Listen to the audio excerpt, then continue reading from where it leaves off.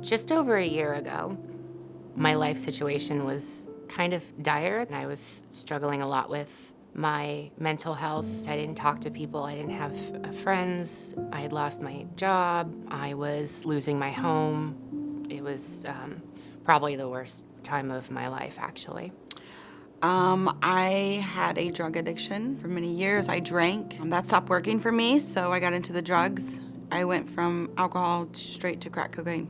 I had recently became homeless. I got jumped by two young girls and got beaten up.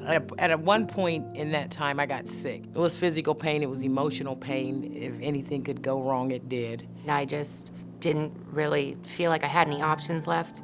I had actually purchased a firearm. I was pretty much at my wit's end, and I didn't know how to deal with it, so I turned back to the drug use. My life was spiraling out of control, and I continued to use the drugs to mask things that was going on in my mind. And within that year, I had never felt so much pain and suffering. I wanted to die.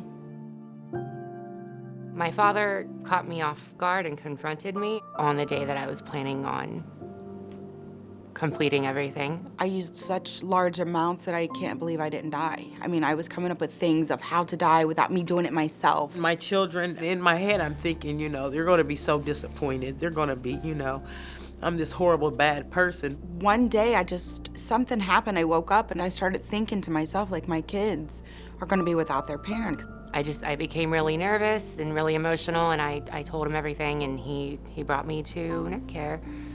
My son, I had called him and told him, I think I'm just going to call Netcare and go in there. And he was elated. He was like, thank God, because he's 3,000 miles away. There was just not a whole lot that he could do. I had my son bring me here, and it was at midnight, and I was high. Going into it, I was really skeptical. It was really hard for me to believe that anyone actually cared what happened to me. And the minute I walked in the door, I mean, you're greeted with a friendly face. The staff was wonderful. People were very open, which allowed me to be open about what was actually going on with myself. I felt safe. Being Muslim and then also being transgender as well. Nobody ever batted an eyelash or made me feel weird or out of place. My thought process within that few hours started turning because of the way they were talking to me like I was a human being. I needed some of that love and care and concern, and genuinely it was offered. They had me in the CSU, and then from there, they transferred me to the Miles house. I was there for about 2 weeks.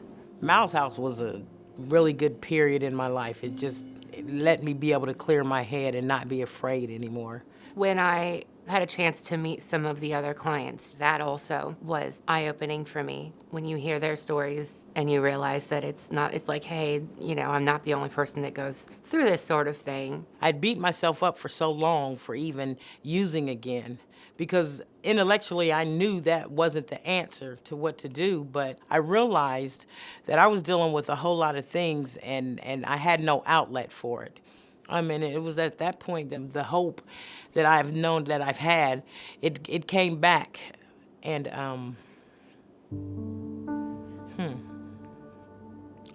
I was hopeful again. I was hopeful again.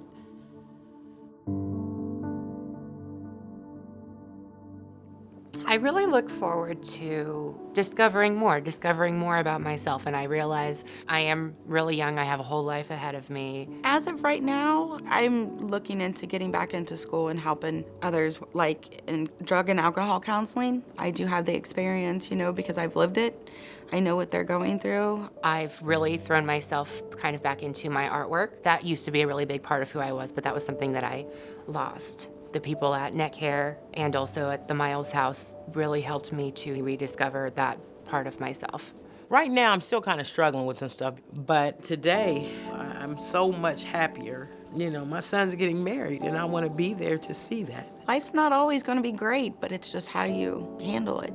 I choose not to pick up. I choose not to get too caught up in my thoughts, because it does get better, and each day is a blessing.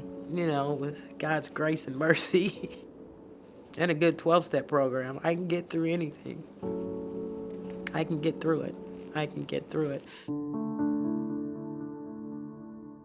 Mental health difficulties are something that's still really stigmatized. Netcare and the Miles House, places like those, and those people, they help to wash that stigma away. A lot of people don't know what's out there and what's available. And there are so many stereotypes about mental health and substance abuse. People need to realize that there's no shame in admitting that you might need some help. I don't think when we're little, we grow up saying, I want to be a drug addict or I want to have mental health issues. Having places like Netcare where people can go when they do need help, those people still need to know that they're worth it and that they're still valuable, that they still matter. With places like Miles House and Netcare Access, people that do understand, maybe it's just going to help educate people who don't. Depression is real. Anxiety is real.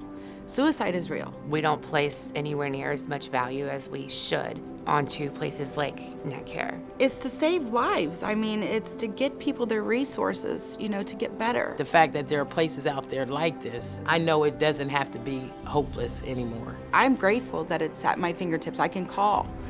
And that voice on the other end reminds me that there is hope. They were amazing. I hope I was able to communicate that to them. I just absolutely love it. I'm grateful that I can come here if I need to. If what I've gone through can help one other person, it was all worth it. I definitely know that I wouldn't be where I am today if not for the experience that I had. If they're struggling, call Netcare. They're there to help you with open arms.